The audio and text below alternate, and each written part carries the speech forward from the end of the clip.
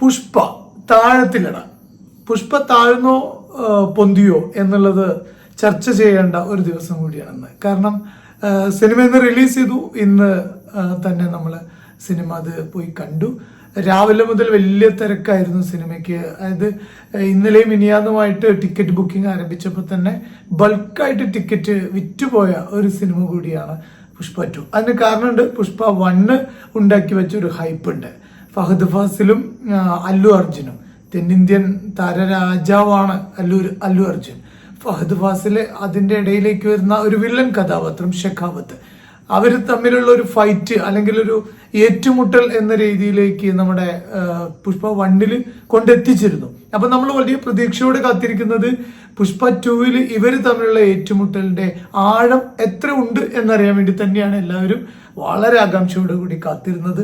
ഈ സിനിമയുടെ റിലീസിന് വേണ്ടി എനിക്ക് തോന്നുന്നു ഇന്ത്യ ഒട്ടുക്ക് സിനിമാ പ്രേമികൾ ഒട്ടേറെ കാത്തിരുന്ന ഒരു സിനിമ കൂടിയാണ് പുഷ്പ 2. പുഷ്പ 1 ഉണ്ടാക്കിയ ഇളക്കം പുഷ്പ 2 ഉണ്ടാക്കില്ല എന്നുള്ള രീതിയിലാണ് നമുക്ക് റിവ്യൂ പറയാനുള്ളത്.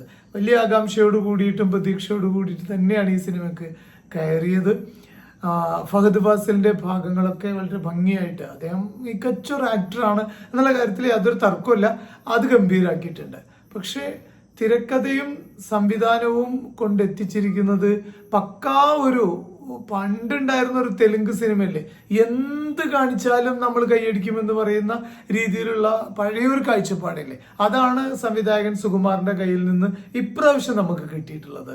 അതുകൊണ്ട് തന്നെ പുഷ്പ 2 തിയേറ്ററിൽ മോശം അഭിപ്രായമായിട്ടാണ് പലപ്പോഴും ഞാൻ കണ്ട തിയേറ്ററിലും അവിടെ നിന്ന് ആളുകളും സീരിയസ് ആയ സീനുകൾക്കൊക്കെ കൂക്കി വിളിച്ചും തമാശ പറഞ്ഞും ആസ്വദിക്കുകയായിരുന്നു. തിയേറ്ററിൽ ട്രോളിക്കൊണ്ടുള്ള ആസ്വാദനമായിരുന്നു ഉണ്ടായിരുന്നത്. ശരിക്കും ഇതൊരു കോമഡി സിനിമയായിട്ട് പല ആളുകൾക്കും ഫീൽ ചെയ്തിട്ടുണ്ട്.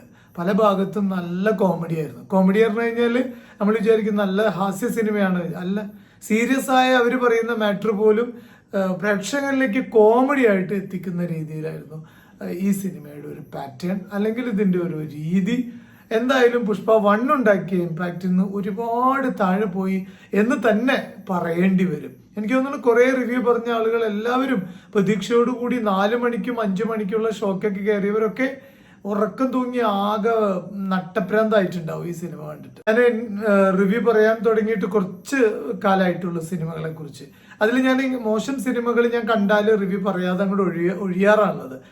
ഈ സിനിമ റിവ്യൂ പറഞ്ഞേ പറ്റുമെന്ന് എനിക്ക് തോന്നാൻ കാരണം എനിക്കൊരു 100-700 രൂപയോളം സിനിമ കാണാൻ വേണ്ടിയിട്ട് ചിലവായിട്ടുണ്ട്. അപ്പോൾ ഞാനും വൈഫും മോളും ഉണ്ടായിരുന്നു. അപ്പോൾ ഒരു 100-700 രൂപയോളം ഇതിന്റെ പൊക്കുവരവും ടിക്കറ്റുമായിട്ട് നമുക്ക് ചിലവുണ്ട്.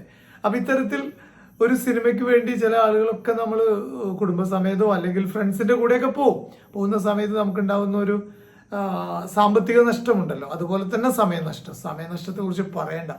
3.5 മണിക്കൂറിനടുത്താണ് പുഷ്പ 2 ലെങ്ത് എന്ന് പറയുന്നത്. എന്തിനാണ് ഇത്രയും സമയം ലെങ്ത് ഉണ്ടാക്കിയെന്ന് ചോദിച്ചു കഴിഞ്ഞാൽ അത് സംവിധായകൻ തന്നെ പറയേണ്ടി വരും, ഞാൻ എന്തിനാ അത് ഉണ്ടാക്കിയതെന്ന്. എത്രമാത്രം മോശമായ സ്ക്രിപ്റ്റാണോ ഉണ്ടാക്കിയിരിക്കുന്നത്, അത്രയ്ക്ക് മോശമായിട്ടുള്ള സ്ക്രിപ്റ്റ്. എടുത്തു പറയാവുന്നത് നമ്മുടെ ഫഹദിന്റെ പ്രകടനം മാത്രമാണ് കുറച്ച് മെച്ചത്തിൽ നമുക്ക് പറയാവുന്നത്. ബാക്കിയുള്ള പെർഫോമൻസ് എന്ന് പറഞ്ഞു കഴിഞ്ഞാൽ പെർഫോം ചെയ്യാനുള്ള ഒരു സാധനം തിരക്കഥയിൽ ഉണ്ടാക്കി വെക്കണ്ടേ. തിരക്കഥ ഒട്ടും കെട്ടുറപ്പില്ല, ഒരു ഭംഗിയില്ല, ഒരു ലോജിക് എന്ന് പറയുന്ന വാക്ക് പുറത്തു വെച്ചിട്ട് നിങ്ങൾ ഈ സിനിമയ്ക്ക് കയറുകയാണെങ്കിൽ ഒരു പക്ഷേ ഇഷ്ടപ്പെട്ടേക്കാം. എനിക്ക് അങ്ങനെ പറയാനേ പറ്റുള്ളൂ. കാരണം എന്തായാലും നമ്മളെ സംബന്ധിച്ചിടത്തോളം ഞാൻ കണ്ടിട്ട് ഞാൻ മാത്രമല്ല, ആ തിയേറ്ററിൽ കുക്കി വിളിയായിരുന്നു. അവസാനത്തെ സീനിനൊക്കെ ക്ലൈമാക്സ് ഒരു സ്റ്റണ്ട് സീന് കഴിഞ്ഞ് കുറെ ആളുകളെ വെടിവെച്ച് കൊല്ലലും അദ്ദേഹത്തിന്റെ അലർച്ചയൊക്കെ കഴിഞ്ഞതിന് ശേഷം വീണ്ടും സിനിമ മറ്റൊരു ട്രാക്കിലേക്ക് കയറിയിട്ടുണ്ട്. കുറച്ച് സെന്റി സീനുകൾ വരാൻ, ആ സെന്റി സീനിലൊക്കെ തിയേറ്റർ കുലുങ്ങുമാർ ഉച്ചത്തിൽ കൂക്കി വിളിയായിരുന്നു. അല്ലു അർജുന്റെ ഒരു കരച്ചിൽ സീനൊക്കെ ഉണ്ട് അവിടെ ഒന്നും പറയാനില്ല. അങ്ങനെ ഇനി കൂടുതൽ ഈ സിനിമയെ കുറിച്ച് ഒരു റിവ്യൂ പറയാനുള്ള ഒരു കെൽപ്പ് സത്യത്തിൽ എനിക്കില്ല. അതുകൊണ്ട് തന്നെ ഇത്രയൊക്കെ പറയുമ്പോൾ തന്നെ ഒരു ഐഡിയ കിട്ടുമല്ലോ.